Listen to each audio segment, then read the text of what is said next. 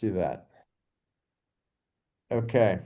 So yeah, like I said, we the last time we were together, we were talking about mindset as far as lead generation. And so I'm just going to recap a little bit of that so that we remember what it was we were talking about, that the wrong mindset can actually ruin the effectiveness of the lead generation you're doing.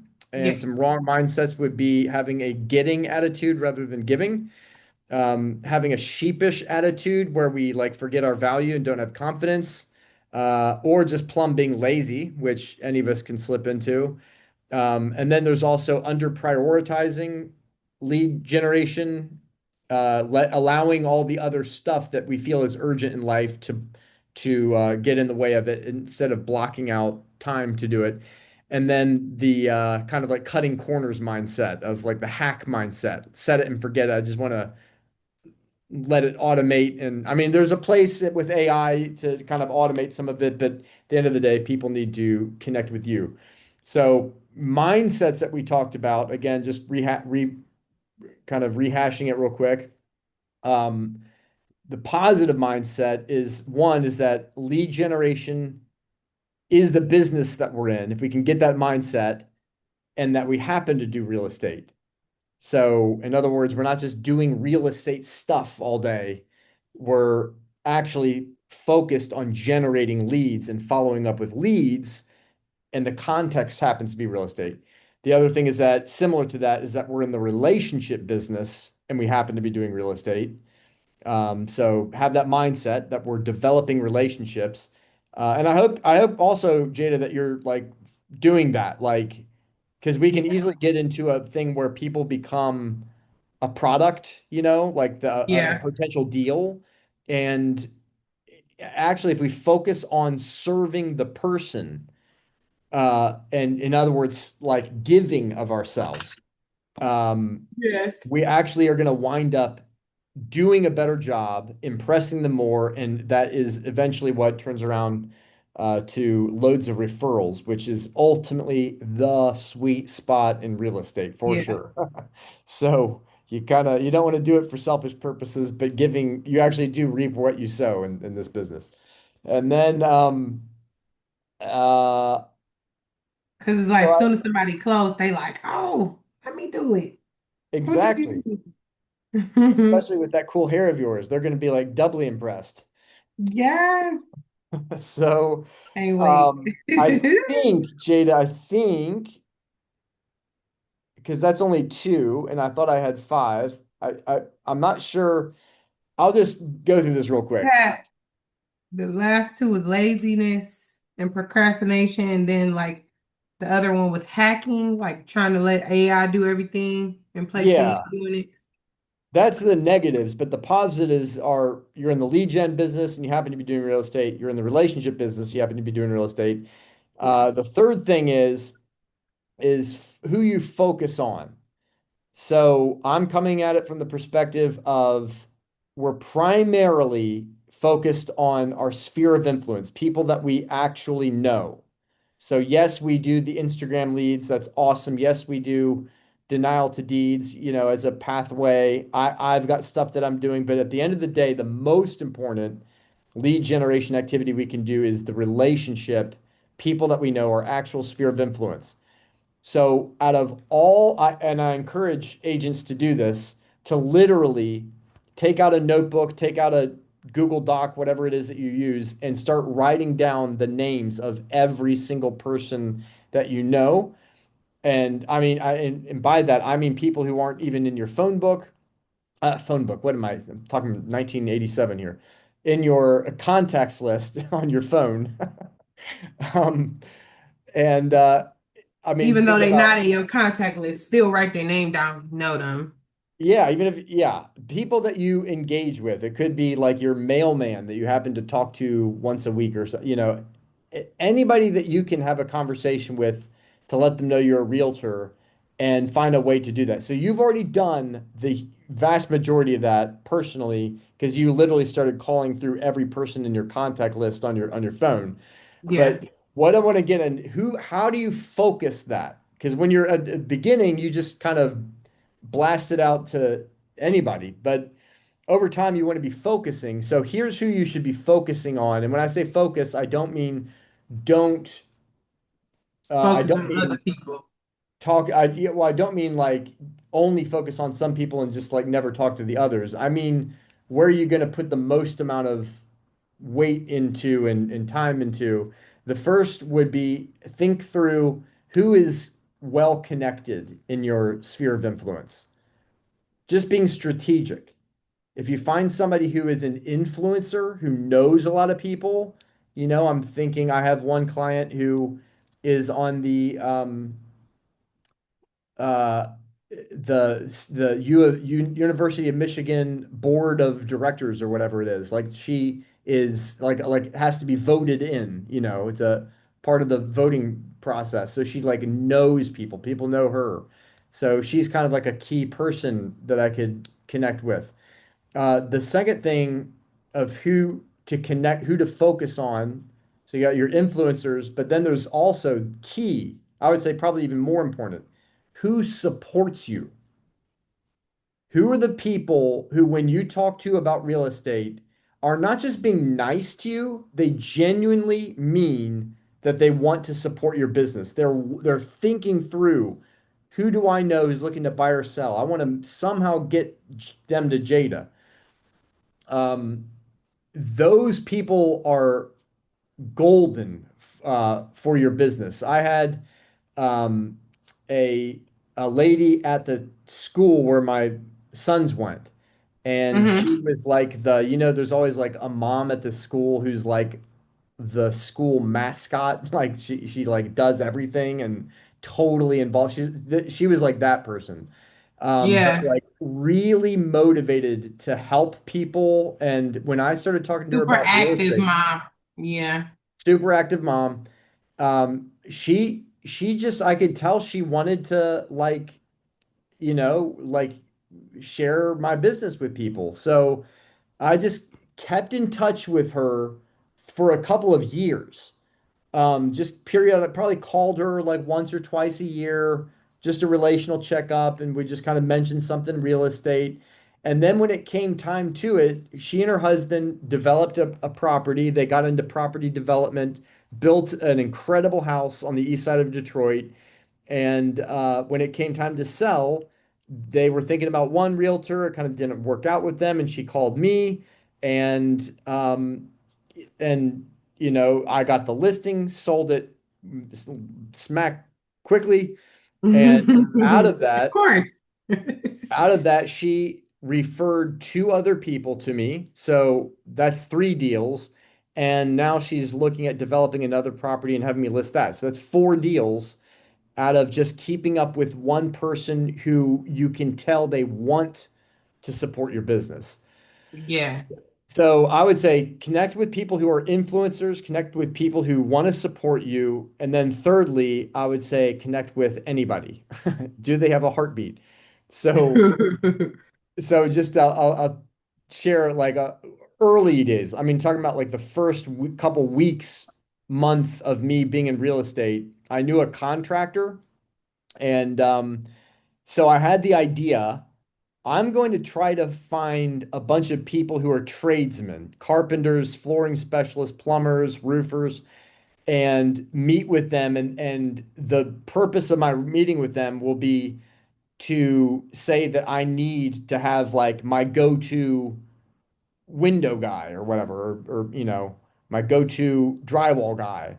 And but also double that meeting as a way of meeting people, telling them about real estate, say, hey, I want to refer my clients to you. If you know anybody who's looking to buy or sell, like a win-win kind of thing. So I knew this contractor and I asked him, can you tell me some guys that you work with that you trust that you could recommend, like a flooring guy, an electrician, a plumber. And I just started calling all the guys that he referred me to. And I had this guy, Sam. He's a flooring specialist. So I'm thinking like he's a flooring guy. Like, I don't know. I'm not expecting, I don't know what to expect with this guy. And he wants to meet with Right. me. And we meet at a place in Detroit, share a drink, got to know him. Next thing I know, that guy uh, has an investment property that he and a co-investor are wanting to sell in Boston Edison. Actually, no, at first they Wow. wanted to buy it. They bought it, then they flipped it, then they had me uh, list it to sell it. And before they even got to that point, this guy had referred me to another group of investors that he knows who had bought a property in Rosedale Park, and I listed that and sold that property for them. Then Wow. guys that they knew had a business that they wanted to sell, an ice cream store that they were in a business. So I listed that, got that sold. Ultimately, four deals and a few referrals all came from this flooring guy. So I would have never in a million years thought just meeting with some tradesman would wind up with all Wow. this stuff. But Right. the point is you focus on the influencers, focus on people who want to support you, but at the end of the day, just be meeting people, connect with Yeah. people around this. Do that. That's your business every day. And if you do that every day for a month, you will have deals in your pipeline for sure.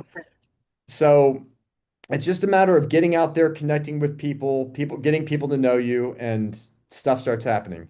And then So the you basically say you just called people that you knew and asked for contractors and just had some conversations and just offered to go get a drink with them and that just happened? I had a friend who was a contractor, like a general contractor. So I knew he was working with tradesmen, you know. Yeah. He had his flooring guy and his roofer and his whatever. And so I was saying to him, I need to have my go-to guys that I can refer my clients to. Give me some reputable ones and I'll call them and see if I can meet them for a coffee. Yeah. And so that was kind of the pitch. And I didn't get through. I only got one guy who actually wanted to meet with me. Everybody else was too busy. And that Sam guy who met with me, like all sorts of business came from that. Wow. So it doesn't happen all at once, obviously. It's over like a 5-year period of time, but that's like a deal every year just by meeting a guy for coffee. Yeah, for sure. We So talking Boston Edison, five, six-figure deals. I love that. Okay, cool. It's like exactly. don't sleep on the fisherman. There you go. Now you're getting it. So that's who to focus on. Then the other mindset thing that I would encourage is it's similar to things we've already talked about, but is to come from contribution. So, I mean, geez, I can remember my early days, I just was finding any way to lead generate, and I was knocking on doors, I was calling for sale by owners, I was doing all that, like hitting the pavement kind of stuff. Yeah, And you get into a mindset easily of I need business. I mean, obviously, that's why we're knocking on doors and calling the for sale, but we're trying to get business. But the more right. we start thinking I need, the more needy we start to come across. And if we can change our mindset, it's like a discipline to think in terms of I think have I don't mean to sound cheesy, but to have an abundance mindset. The Hmm. mindset that I know I'm going to knock on 30, 40, or 50 doors today. I have an abundance of opportunities. I don't need anything from any one person. I rather than coming from need, I'm coming from contribution. I've got something that some of the people that I talk to today, they actually need what it is that I can do. And I'm going to change, when you change your mindset to contribution, making it about them and not what you get, that's when people can feel they want to do business with you because people want to do business with somebody who's actually going to serve them, not somebody who's going to take from them. So, and not only that, your confidence level is higher when you're coming from contribution because you're not hiding anything. You're just there to serve. So always emanate that giving mindset. So I'll give you another example.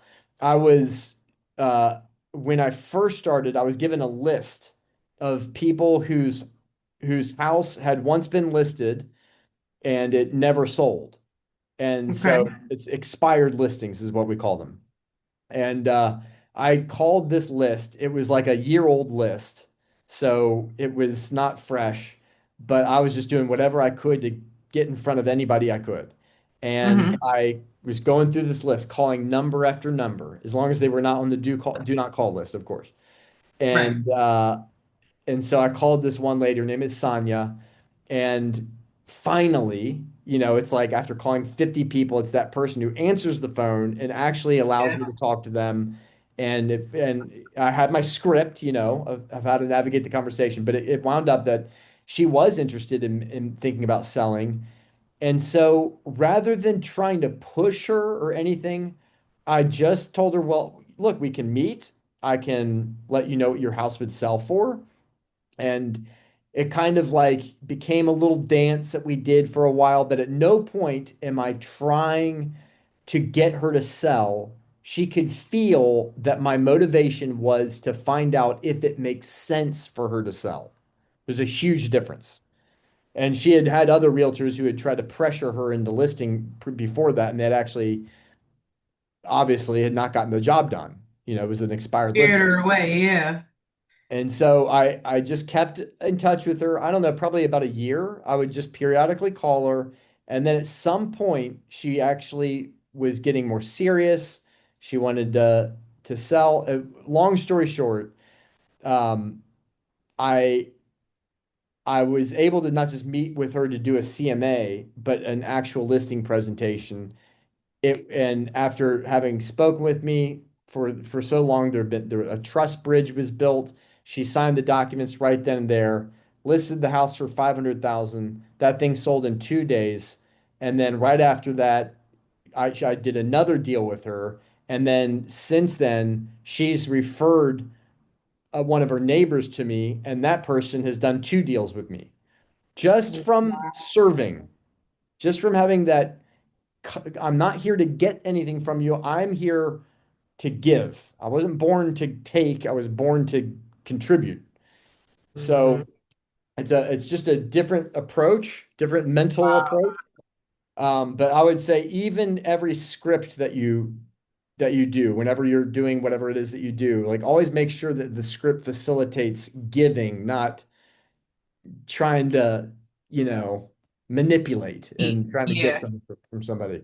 So any questions on any of that? Oh, actually, or questions or any questions? Let's start there. So when you was checking in with her for a year, you were just calling her, just see how she been doing, and you were just asking her, were you asking her every time, like, are you interested in selling, or you were just checking on her?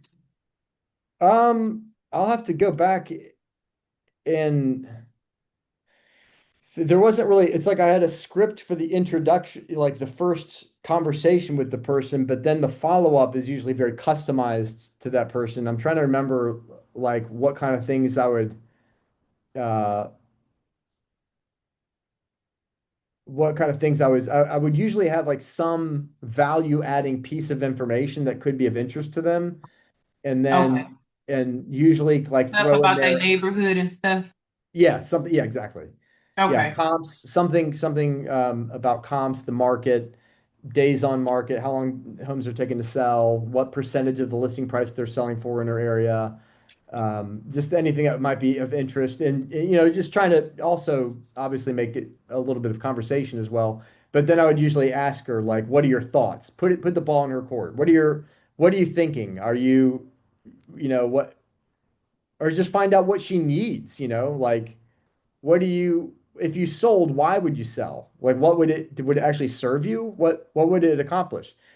And it was from that conversation that I realized that I heard from her that her dream was to take the equity in her house, of which she had a whole lot, like 400,000, and use that to rehab a commercial property that she owned and start a business there.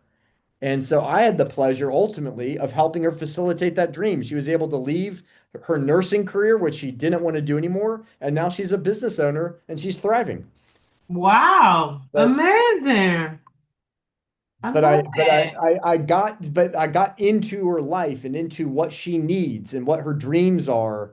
And then Hmm. my role became partnering to help her facilitate that, not just trying Yeah. to my dreams and my income. Yeah. And not just trying to make her want to sell her house, Exactly. make it worth something. We have the Yeah. opportunity to make money by helping other people facilitate their dreams. Yeah.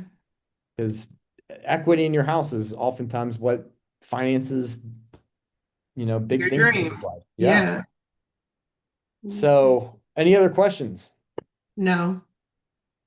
All right. Tell me your main aha or takeaway. What are you taking away from what it is that we just talked about? What can you implement this week based on any of that? What's it look like?